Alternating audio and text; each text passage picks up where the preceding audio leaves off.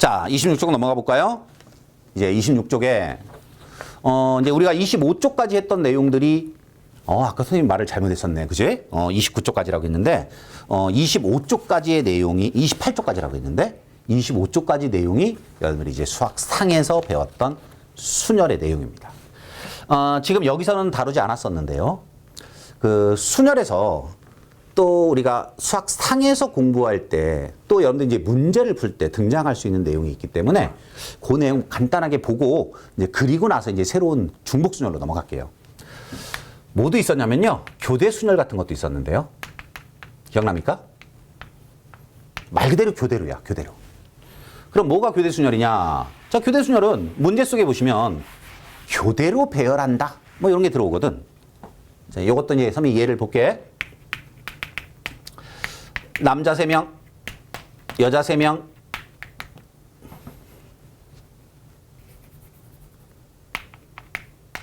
교대로 배열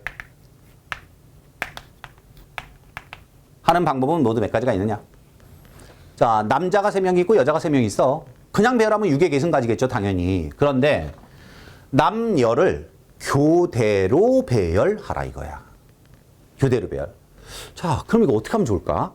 자, 모양을 볼까? 이런 거라는 거야. 남자, 여자, 남자, 여자, 남자, 여자. 교대로 배열됐죠? 이랬더니 또 항의가 들어올 수도 있어. 왜? 여학생이 앞에 서면 안 돼요? 되죠. 여남, 여남, 여남으로 배열할 수도 있어. 네, 교대 순열입니다. 자, 그럼 이제 이 교대 순열과 이 교대 순열은 어떻게 구하느냐? 교대 순열은요. 각자의 순서가 중요해요. 각자의 순서. 무슨 말이냐면 남학생 3명, 여학생 3명 그러면 남학생끼리 배열하는 순서. 여학생 3명 그러면 여학생끼리 배열하는 순서. 이 순서가 중요하다는 거야. 자, 그 다음에 중요한 건 뭘까? 누가 먼저 올까야? 남자가 올까? 여자가 올까? 그러니까 여기에 있는 남학생끼리 순서라고 하는 건 요 3명의 순서야.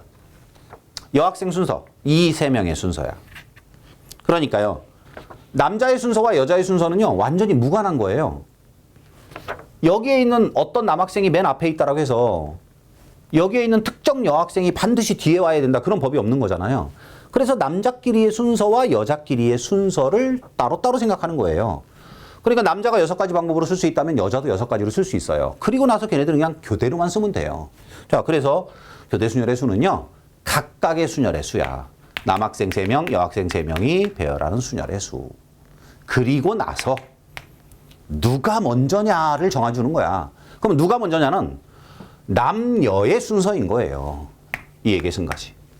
네, 그래서 요거는 남녀의 순서. 요 각각은 남학생, 여학생의 순서. 이것도 여러분들 이렇게 설명하면 약간 실감이 안 날 수도 있습니다. 그래서 아마 선생님이 수학하에서 그 예를 들었는지 잘 모르겠는데 선생님이 실제 이 교대 순열을 수업 중에 설명할 때는 뭐로 설명하냐면 화장실을 갈 거야. 화장실을 가는데 남녀공학학교에 화장실이 다 고장났어. 딱 하나 남았어. 딱 하나. 그래서 쉬는 시간이 돼서 남학생 3명과 여학생 3명이 화장실 앞에 온 거야. 근데 화장실이 하나다 보니까 누가 먼저 가야 하느냐 이걸 막 정해야 되는데 싸움이 날 수도 있거든요. 그래서 선생님이 딱 지키고 계시다가 그렇게 얘기한 거야. 야, 너네들 남녀 교대로 한 명씩 들어가. 그러면 어떤 일이 벌어질 것 같아요? 남학생 3명끼리 가위바위보 할 것 같고요. 여학생 3명끼리 가위바위보 할 겁니다. 왜? A, B, C 1, 2, 3의 순서가 필요하니까. 그런 다음에 또 싸움이 나요. 왜? 남학생 먼저 갈까? 여학생 먼저 갈까? 그러면 또 이제 남녀 대표가 나와서 또 가위바위보를 할 것 같아요. 이게 그거예요. 야, 남학생 3명 중에 누가 먼저 갈 건지 정해야 되고 여학생 3명 중에는 누가 먼저 갈 건지를 정하고 그런 다음에 남자 여자는 누가 먼저 갈 건가를 정하는 문제라는 거죠. 그래서 교대 순열 문제는 각각의 순서를 정해준 다음에 그 종류들끼리의 순서를 다시 정해주면 교대 순열의 수가 생겨나는 거예요. 됐죠? 네. 그래서 여러분들이 이런 걸 이해할 때도 실제로 경우의 수 문제들은 풀다 보면 이렇게 실생활적인 소재들이 많기 때문에 실제 생활 속에서 벌어질 수 있는 내 문제다라고 생각을 하시면 좀 교대순열도 이해하기가 여러분들이 수월할 것 같아요. 내가 남학생이야. 여학생 3명이 있어. 근데 저 여학생 3명은 어떤 순서로 화장실을 사용하는지 나는 관심 받기야. 오로지 나는 남학생들 중에서 제일 빨리 가고 싶은 거지. 그래서 가위바위보를 잘해야 되는 거고. 근데 그 가위바위보를 할 때 남녀를 섞어서 6명이 가위바위보 하지 않는다는 거죠. 교대로라는 말 때문에. 자, 이제 우리 26쪽으로 갑니다. 순열에는 크게 4가지가 있다고 했습니다. 그 중에 우리 이제 하나. 실제로 1학년 때 배웠던 내용을 복습해 본 거고요. 이젠 3가지가 등장합니다. 중복순열, 원순열, 같은 것이 있는 순열. 자, 이렇게 나머지 3가지가 등장합니다. 그 중에 가장 쉬운 건 것 같아요. 중복순열. 자, 중복순열은 그럼 뭐냐? 요것도 뭐 잠깐 설명을 했었기 때문에요. 뭐 여러분들이 말 그대로 이거예요, 이거. 순열과의 차이잖아요. 중복한다. 그럼 이제 3가지야. 첫 번째, 두 번째, 세 번째. 그 중에 요 내용만 순열의 내용과 달라집니다. 나머지는 똑같아요. 그러니까 첫 번째 뭐죠? 서로 다른 n개인 거죠. 서로 다른 n개에서 자, 그냥 선생님이 일렬순열이라고 불렀던 거에서는 뭐였죠? 중복을 허락하지 않습니다. 그런데 이제는 뭐예요? 중복순열은 중복을 허락하는 거예요. 중복을 허락하여. 뽑은 놈을 또 뽑아도 돼요. 네, 이렇게 중복 허락해서 몇 개를 R개를 선택합니다.